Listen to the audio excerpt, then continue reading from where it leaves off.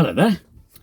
Some time ago I bought this Nissan Micra K11 for £100, and today I'm going to increase its value to £112.49 by replacing the engine coolant.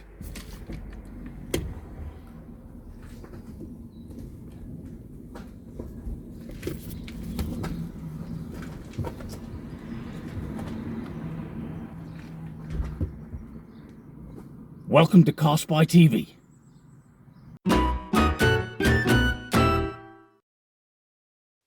Okay, there are a couple of things to bear in mind when doing this job. Number one, the engine needs to be stone cold, and that's why I pushed the car out the garage. If the engine's hot, the cooling system will be pressurized, and then when I try and drain the coolant, it could fly everywhere, spray all around the place and burn me, and that could put me in hospital, which on balance, I'm keen to avoid. We also want to make sure that we replace any coolant in the car's heater core, as well as any coolant in the radiator and so on. And to do that, we simply turn the car's heater up to maximum temperature, and for luck, full speed.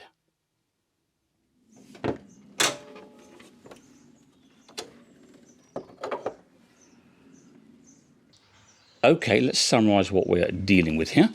Down here at the front of the car, we have the radiator, which is full of coolant that needs to be drained. At the top here, that is the radiator cap, which I'm now going to just loosen off to help the coolant flow more easily. And if the engine was hot, this is where coolant would come flying out at high speed and burn me. Here, where's it gone? This is the upper radiator hose, and as the name suggests, it goes to the top of the radiator over there. Down here, that is the lower radiator hose, which goes to the bottom of the radiator down there. And we need to disconnect this from the bottom of the radiator in a moment. We also have this engine coolant expansion tank here, which again needs to be emptied. But first things first, we need to disconnect that lower radiator hose. But that means, let's have a look. Yeah, that means removing a plastic panel down there underneath the car.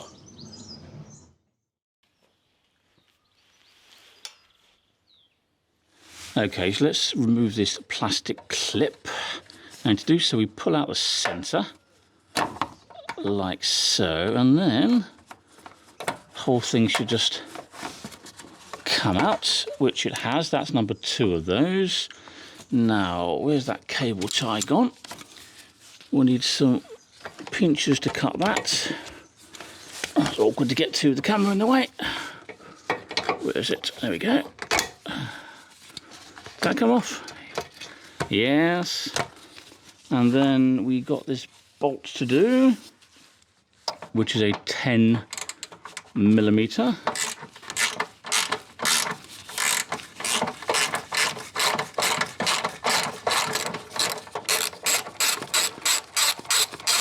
Right, there's the bolt. And now with a bit of luck, yeah, we can just move that plastic shield out the way.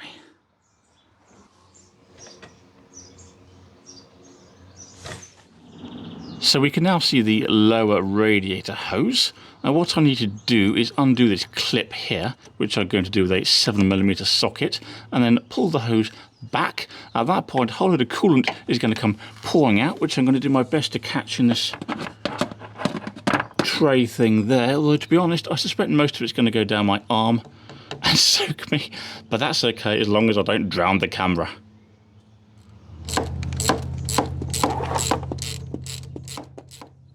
Okay, so I've loosened off this clamp. Not sure if it's loose enough yet, but we'll see if I can just pull off that hose and hopefully not get soaked in the process. Oh, it's coming. Ready?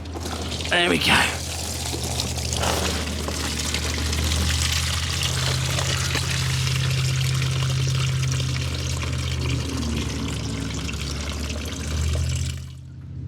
Well, I caught most of it in the bowl, but yeah. Oops. Now at this point, Nissan themselves recommend flushing clean water through the radiator, and I'm going to do that very gently with the garden hose, and you should be able to see the water coming out down there. Let me know. Ready? Ah yes, there we go. Nice and gentle. And what we're looking for is nice clean water to come out the bottom.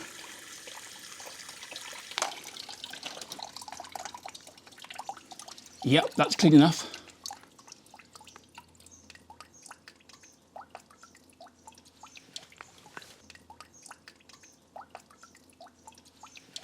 Okay, we now need to remove the old coolant from this expansion tank. And the way I'm going to do that is to disconnect it from the car. It's held in place by a couple of bolts on the inner wing there, and then simply undo this lid and pour it out. But in order to get to those bolts, I've got to get the battery out of the way. I've already loosened the clamp. I've already loosened the terminals, so that can just lift out now. There it goes. And I also need to remove this air intake pipe because it's blocking those bolts. And to do that, I need to undo one bolt down there, and then the whole thing should just pull off. So let's have a go.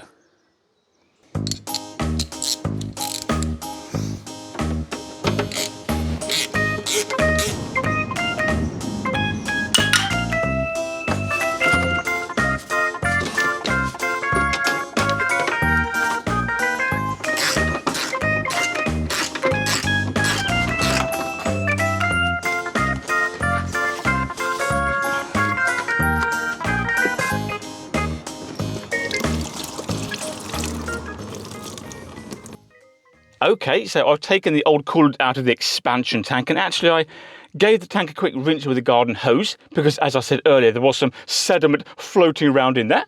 I've also replaced that big black air intake pipe and the car's battery, and I've even replaced the hose at the bottom of the radiator, and all while wearing my very best trousers.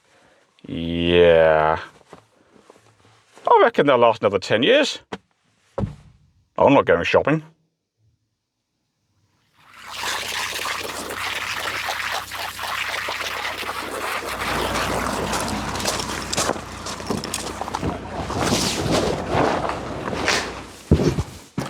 Okay, what I need to do now is mix up the new coolant, and that's going to be a combination of, hang on, this antifreeze and water. Now, it's very important to get that ratio correct. If there's too much water, then in the winter, when the outside temperature drops, the water could freeze, become ice, and as it does so, it expands. That expansion can cause significant damage to your car, which I really don't want, having gone through all this trouble. Luckily, I have a machine that tells me whether the antifreeze water ratio is suitable. I'll show you. And here is that machine. It's called a refractometer, and I'll just briefly show you how it works. So what we have here is my test sample, and this is 1 part antifreeze from the bottle and 2 parts water. Now what I'll do, I'll grab this thing that I've forgotten the name of, take a little drop or two out of there, and then I need to just put a drop onto that area there, and then close down the lid like so. Make sure there's no air bubbles of any note. And then we look through there, much like a telescope, and it will tell us at what temperature that will freeze. We're now looking through the refractometer, and we can see various scales. The one we're interested in today is this one here that says ethylene. And if we look higher up on that scale, where the white becomes blue, that's where we take the reading from, and it confirms that this mixture won't freeze until minus 20 degrees Celsius, and it's more than sufficient here where I live. It doesn't typically get anywhere near that cold. Okay, so I'm going to slowly fill up the radiator now, and I'm going slowly because I want to minimize how much air gets trapped down there in the cooling system. Okay, so I've filled up the radiator to more or less the top. The level's about there. And what I'm going to do now is just squeeze the lower hose a bit to push up any air that's trapped in the system, or at least make a contribution towards doing so. And I've also put some coolant in the expansion tank down there. It's just below the minimum, not the minimum, it's just below the maximum marker for now.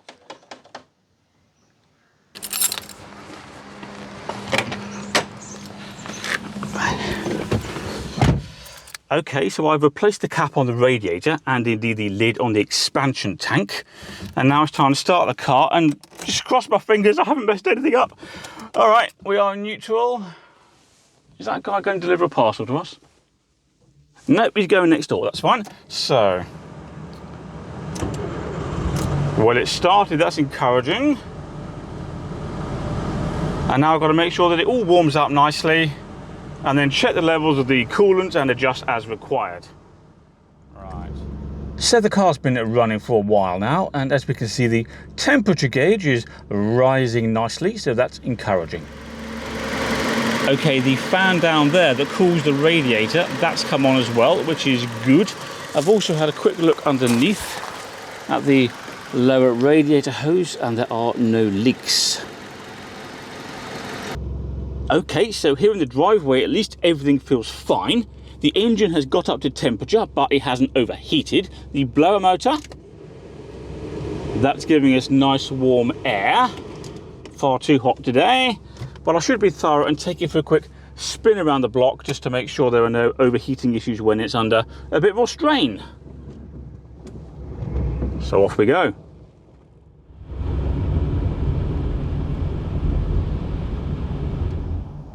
Okay, so the car's behaving fine when we're out and about. What I need to do now is wait for the engine to get stone cold again. I then need to undo the radiator cap and, if necessary, which I strongly suspect it will be, add a bit more coolant to take the level just shy of the top of the radiator. I'll also need to add a little bit of coolant to the expansion tank to take it up to the maximum level. But all that's going to have to wait for another day, because the car's going to take a long time to cool down, and I don't have time to sit here and wait for it. And yes, I do also need to reinstall this plastic cover that goes under the lower radiator hose. So that's on my to-do list as well for another day. In the meantime, don't forget to subscribe to CarSpyTV for more content. Do me a favour and click like on this video. And I'll see you next time. Bye-bye. So while I'm waiting for the car to cool down, I need to get rid of this old coolant before the dog comes along and drinks it, because he does daft things like that. He's got a nice clean bowl of water in the kitchen, but no, he'd much rather drink from a dirty plant pot or a filthy old puddle. Crazy old hound.